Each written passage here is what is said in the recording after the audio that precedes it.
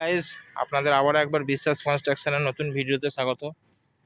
আমাদের সেন্টারিং এর কাজ কমপ্লিট হয়ে গেছে, রড বাঁধা শুরু হয়েছে আজকে। দেখুন, আমরা প্রথমে বিমগুলো বেঁধে নিচ্ছি।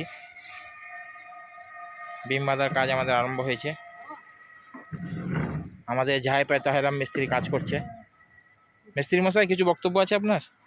ওদের মধ্যে কাজ করতে করতে জিভ বেরিয়ে গেল। এত গরম, প্রচুর গরম, টিকা যাচ্ছে না গরমেতে, প্রচুর গরম।